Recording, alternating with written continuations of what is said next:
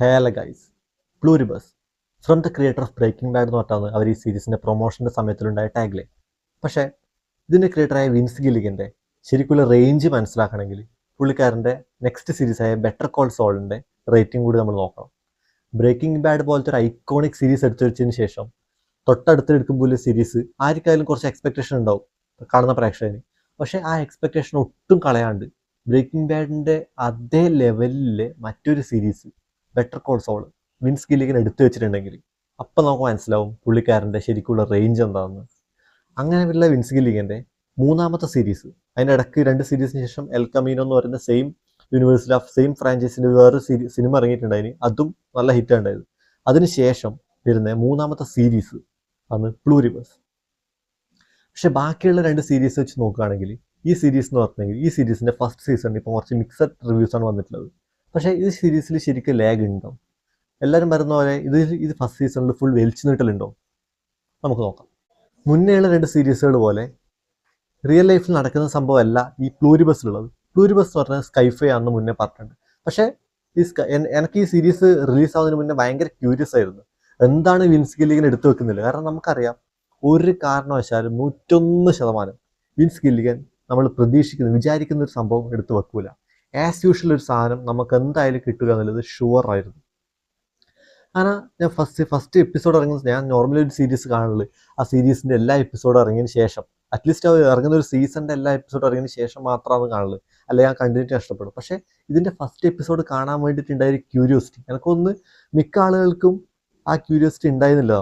ഒരു sci-fi series ആയതുകൊണ്ട് തന്നെ ഫുൾ സയൻസ് ഫിക്ഷൻ ഇവൻറ്റ്സ് അങ്ങനത്തെ എലമെൻറ്റ്സ് എല്ലാം ആയിരിക്കും സീരീസ് എന്ന് വിചാരിച്ചിട്ട് നമ്മൾ ഈ സീരീസിനെ അപ്രോച്ച് ചെയ്യുന്നെങ്കിൽ അതായിരിക്കില്ല വിൻസ് ഗില്ലിഗൻ നമുക്ക് മുന്നിൽ എടുത്തു വെക്കുന്നുണ്ട് അവർ. ഇതിൻ്റെ ഫസ്റ്റ് എപ്പിസോഡിൽ നടക്കുന്നതെന്ന് വെച്ചിട്ടുണ്ടെങ്കിൽ ഏലിയൻസ് എർത്തിലേക്ക് ഒരു സിഗ്നൽ അയക്കുകയും ആ സിഗ്നൽ ഹ്യൂമൻസ് ഡീകോഡ് ചെയ്തതിന് ശേഷം അതിൽ നിന്ന് ഒരു ബയോമെഡിക്കൽ ആയിട്ടുള്ള ഒരു വൈറസിനെ ക്രിയേറ്റ് ചെയ്യുന്നു. ആ വൈറസ് വേൾഡ് ഫുള്ള് സ്പ്രെഡ് ആവുന്നു. പക്ഷേ അത് എന്താണ് റീസൺ എന്നറിയില്ല, കുറച്ച് ആൾക്കാർക്ക്, വേൾഡിലുള്ള കുറച്ച് ആൾക്കാർ, ഡിഫറെൻറ്റ് സ്ഥലങ്ങളിലുള്ള കുറച്ച് ആൾക്കാർക്ക് ഈ വൈറസ് ബാധിക്കുന്നില്ല. അതിൽപ്പെട്ട ഒരാളാണ് ഇതിലത്തെ മെയിൻ ക്യാരക്ടറായ റിയസിയോ. ഈ എൻ്റെ സീരീസിൽ ആകെ ഒരു 3 ക്യാരക്ടേഴ്സ് മാത്രമേ ഇതുവരെ മെയിൻ ആയിട്ടുള്ളൂ. ബാക്കി എല്ലാ ക്യാരക്ടേഴ്സും ജസ്റ്റ് വന്നു പോകുന്നതാണ്. ആർക്കും അത്ര അധികം സ്ക്രീൻ പ്രസൻസ് ടൈമൊന്നും വിൻസ് ഗില്ലിഗൻ കൊടുത്തിട്ടില്ല. അപ്പോൾ ഞാൻ ഫസ്റ്റ് ആദ്യത്തെ ഒരു എപ്പിസോഡ്, രണ്ടാമത്തെ എപ്പിസോഡ് കാണുന്ന സമയത്ത് കുറച്ച് നല്ല ഒരു ക്യൂരിയോസിറ്റി മെയിൻറ്റെയിൻ ചെയ്യുന്നുണ്ടായിരുന്നു. അപ്പോൾ എന്താണ് സംഭവിക്കുന്നില്ല, ഓക്കെ ആ വൈറസ് വന്നു, വേൾഡ് ഫുള്ള് സ്പ്രെഡ് ആവുന്നു, ഓക്കെ ഫസ്റ്റ് എപ്പിസോഡിലെല്ലാം പറഞ്ഞെങ്കിൽ കുറച്ച് സ്പീഡിൽ നല്ല കാര്യങ്ങൾ നടക്കുന്നുണ്ട്. പക്ഷെ ഫസ്റ്റ് എപ്പിസോഡിൽ ഇത്ര സംഭവബഹുലമായ കാര്യങ്ങൾ നടന്നതിന് ശേഷം പിന്നീടുള്ള എപ്പിസോഡുകളിൽ ആ പേസ് അല്ല പിന്നീടുള്ള എപ്പിസോഡുകൾ. അതുകൊണ്ട് തന്നെയാണ് ഈ സീരീസിൻ്റെ ഫസ്റ്റ് സീസണിന് ഒരു മിക്സഡ് റിവ്യൂ വന്നിട്ടുള്ളത്. മെയിൻ സംഭവം വെച്ചിട്ടുണ്ടെങ്കിൽ ആൾക്കാർ പ്രതീക്ഷിക്കുന്ന ഒരു സംഭവം ആയിരിക്കില്ല അവർ കാണുന്ന പ്രേക്ഷകർ കിട്ടുന്നത്. ഇത് എൻ്റയർലി സയൻസ് ഫിക്ഷൻ അല്ലാണ്ട് ഈ സംഭവം ശരിക്കും നമ്മുടെ ലൈഫിൽ നടന്ന എങ്ങനെ ഉണ്ടാവും, അങ്ങനെയാണ് ഈ സീരീസ് എടുത്തു വെച്ചിട്ടുള്ളത്. ഫസ്റ്റ് ആദ്യത്തെ രണ്ട് അതായത് സീരീസിൻ്റെ അകത്ത് ഓരോ ദിവസങ്ങളായിട്ടാണ് പോകുന്നത്. ഫസ്റ്റ് ഡേ, സെക്കൻഡ് ഡേ, അങ്ങനെ ഈ ക്യാരക്ടറിന് വേൾഡ് ഫുള്ള് സാധനം സ്പ്രെഡായി. പിന്നെ ഈ ക്യാരക്ടർ ഒറ്റക്കാണുള്ളത്. ഈ പുള്ളിക്കാരിക്ക് അറിയില്ല എന്താണ് ഇവിടെ സംഭവിക്കുന്നത്, ഇതിൻ്റെയൊക്കെ റൂട്ട് കോസ് എന്താണെന്ന് അറിയില്ല, ഇതിൻ്റെ ഇനി ആഫ്റ്റർ എഫക്റ്റ് എന്താണെന്ന് അറിയില്ല. വേൾഡ് ഫുള്ള് സ്പ്രെഡായി. ഈ പുള്ളിക്കാരി തനിച്ചായിപ്പോയി. വേൾഡ് ഫുള്ള് സേവ് ചെയ്യാൻ റെസ്പോൺസിബിലിറ്റി തനിക്കാന്ന് വിചാരിച്ചിട്ടാണ് റിയസിയോൻ്റെ ക്യാരക്ടർ പിന്നീട് അങ്ങോട്ട് നടക്കുന്നത്. ഇതിൻ്റെ ഒരു മെയിൻ നെഗറ്റീവായിട്ട് ആൾക്കാർ ഇതുവരെ പറഞ്ഞു വെച്ചിട്ടുണ്ടെങ്കിൽ പിന്നീടുള്ള എപ്പിസോഡുകളിൽ, അതായത് 4-5-6 അങ്ങോട്ടുള്ള എപ്പിസോഡുകളിൽ പ്രത്യേകിച്ച് കാര്യമായിട്ടൊന്നും നടക്കുന്നില്ല എന്നുള്ളതാണ്. പക്ഷേ ഈ സീരീസിൻ്റെ എപ്പിസോഡ്സ് എടുത്തു വെച്ചിട്ടുള്ള വിൻസ് ഗില്ലിഗൻ അങ്ങനെയാണ്. കരോൾ എന്നാണ് റിയസിയോൺ അവതരിപ്പിക്കുന്ന ക്യാരക്ടറിൻ്റെ പേര്. അപ്പോൾ ആദ്യത്തെ 1-2 ദിവസം, അതായത് ഈ സീരീസിൻ്റെ ഉള്ളിലത്തെ ആദ്യത്തെ 1-2 ദിവസം ഈ കരോളിന് സംഭവങ്ങളൊന്നും മനസ്സിലാവില്ല. അങ്ങനെ കുറേ സംഭവബഹുലമായ കാര്യങ്ങൾ ആദ്യത്തെ 1-2 ദിവസം നടക്കുന്നുണ്ട്. പക്ഷേ ഗ്രാജ്വലി ഈ സീരീസിൽ ആ പേസ് നഷ്ടപ്പെടുകയാണ്. പക്ഷെ നഷ്ടപ്പെടുന്ന പറഞ്ഞെങ്കിൽ അങ്ങനെയാണ് അത് എടുത്തു വെച്ചിട്ടുള്ളത്. കാരണം പറഞ്ഞെങ്കിൽ നമ്മുടെ റിയൽ ലൈഫിൽ സംഭവിച്ചിട്ടുണ്ട് എങ്ങനെ ഉണ്ടാവും, ആദ്യത്തെ 1-2 ദിവസത്തിൽ നമുക്ക് വണ്ടർ അടിച്ച് നിൽക്കും. അതേപോലെ തന്നെ കരോൾ എന്ന് പറയുന്ന ക്യാരക്ടർ ഈ സീരീസിൽ ചെയ്യുന്നത് വണ്ടർ അടിച്ച് നിൽക്കുകയാണ്, എന്താ സംഭവിക്കുന്നത് മനസ്സിലാവാണ്ട്. പക്ഷേ പിന്നീട് അങ്ങോട്ടുള്ള ദിവസങ്ങളിൽ ഇനി പ്രത്യേകിച്ച് ഒന്നും ചെയ്യാനില്ല ആ വേൾഡ്, ഈ ലൈഫിൽ എന്നുള്ളൊരു സിറ്റുവേഷനിലേക്ക് കൂടിയാണ് ഈ കരോളിൻ്റെ ക്യാരക്ടർ കടന്നു പോകുന്നത്. അപ്പോൾ ആദ്യത്തെ കുറച്ച് ദിവസം ഒരു പേസ് ഉണ്ടാവും.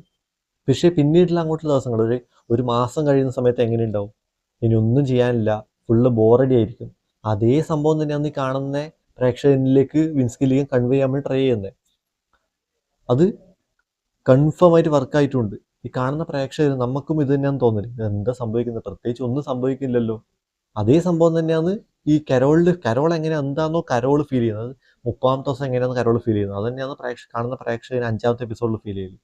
പിന്നെ 60ാമത്തെ ദിവസം ആകുമ്പോൾ കരോളിൽ എങ്ങനെ ഫീൽ ചെയ്യുന്നത്, അതേ സംഭവം തന്നെയാണ് 8ാമത്തെ എപ്പിസോഡ് ആകുമ്പോൾ കാണുന്ന പ്രേക്ഷകന് ഫീൽ ആവില്ല. ആ ലെവൽ, ആ റേഞ്ചിലാണ്, ആ ടൈപ്പിലാണ് ഈ സീരീസ് എടുത്ത് വെച്ചിട്ടുള്ളത്. പുള്ളിൻ്റെ മുന്നത്തെ സീരീസ് ആയാലും ബെറ്റർ കോൾ സോൾ ആയാലും 2ാമത്തെ 3ാമത്തെ സീസൺ പറഞ്ഞെങ്കിൽ പുള്ളിക്കാരൻ്റെ ഫാമിലി ലൈഫിലും ആ പ്രൊഫഷണൽ ലൈഫിൽ നടക്കുന്ന ഓരോ പ്രശ്നങ്ങളെ കുറിച്ചിട്ടാണ് അതിൽ ഡിസ്കസ് ചെയ്യുന്നത്. ആ 2-3 സീസണിലെങ്കിലും ജിമ്മി മെഗ്ഗിലും പുള്ളീൻ്റെ ബ്രദറായ ചക്കും തമ്മിലെ ആ ഒരു പ്രൊഫഷണലിലെ വ്യത്യാസങ്ങളും പുള്ളീനെ പ്രൊഫഷണലിൽ ഉയരാൻ സമ്മതിക്കാത്തതൊക്കെയുള്ള കുറേ കാര്യങ്ങളാണ് നമ്മൾ കാണാൻ വിചാരിക്കില്ല, ഇതൊക്കെ എന്തിനാണ് ഇപ്പോൾ കാണിക്കുന്നതിനുള്ളൊരു മൈൻഡ് സെറ്റിലായിരിക്കും നമുക്ക് കാണുന്നുണ്ടാവില്ല.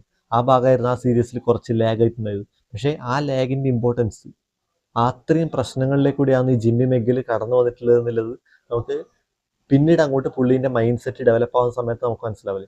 അതേപോലെ തന്നെ എനിക്ക് 100% ഉറപ്പുണ്ട്, ഇപ്പം ഈ റിയ സിഹോൻ്റെ ക്യാരക്ടറിൻ്റെ പിന്നീട് അങ്ങോട്ട് ഇനി ഉണ്ടാവാൻ പോകുന്ന സീസണിൽ പുള്ളിക്കാരിൻ്റെ മൈൻഡ് സെറ്റ് ഡിഫൈൻ ചെയ്യുന്നതിൽ ഈ ഫസ്റ്റ് സീസണിന് ഭയങ്കര ഇമ്പാക്റ്റ് ഉണ്ടാവുന്നത്. ഇപ്പോൾ ഉണ്ടാകുന്ന ഈ സ്ലോ പേസ് പ്രത്യേകിച്ച് ഒന്നും സംഭവിക്കുന്നില്ലെങ്കിലും ബാക്കിയുള്ള കൂടുതൽ ക്യാരക്ടേഴ്സൊക്കെ വരുന്ന സമയത്ത് സെക്കൻഡ് തേർഡ് സീസണിൽ ഉണ്ടാവുന്നില്ല വിശ്വാസം എനിക്ക് എന്തായാലും ഉണ്ട്. റിയ സിഹോൻ്റെ ഫസ്റ്റ് സീസണിലത്തെ പെർഫോമൻസും ഉറപ്പായിട്ടും പറയേണ്ടത് തന്നെയാണ്. പുള്ളിക്കാരി കിഡിലായിട്ട് പെർഫോം ചെയ്യുന്നുണ്ട്. പുള്ളിക്കാരിക്ക് ഇപ്പോൾ തന്നെ ഇതിൻ്റെ ഫസ്റ്റ് സീസണിന് ബെസ്റ്റ് ക്രിറ്റിക്സ് അവാർഡിൻ്റെ ഒരു അവാർഡ് കിട്ടിയിട്ടുണ്ട്, ബെസ്റ്റ് അതിലത്തെ വിന്നറാണ് പുള്ളിക്കാരി. അപ്പോൾ ഇനി അങ്ങോട്ടുള്ള സീസണുകളിൽ വിൻസ് ഗില്ലിഗൻ നമുക്കൊരു കിഡിലൻ സീരീസിൻ്റെ എക്സ്പീരിയൻസ് തന്നെ തരും നമുക്ക് വിചാരിക്കാം എന്തായാലും. അപ്പോൾ ഒന്നുകിൽ നിങ്ങൾക്ക് ഇപ്പോൾ ഈ സീരീസ് കാണാം, അല്ലെങ്കിൽ കുറച്ചും കൂടി വെയിറ്റ് ചെയ്തിട്ട് ശേഷം ബാക്കിയുള്ള സീസണിൽ ഇറങ്ങിയിട്ട് കാണാം. പക്ഷേ ഇതിൻ്റെ പ്രശ്നം എന്ന് പറഞ്ഞെങ്കിൽ അടുത്തൊരു സെക്കൻഡ് സീസൺ 1.5 ഇയറിന് ശേഷം 2027 ലാസ്റ്റ് മാത്രമേ ഉണ്ടാവുള്ളൂ എന്നാണ് വിൻസ് ഗില്ലിഗൻ അനൗൺസ് ചെയ്തിട്ടുള്ളത്. ഓക്കെ, അതെന്തായാലും നമുക്കപ്പോൾ നോക്കാം. എന്തായാലും ബൈ.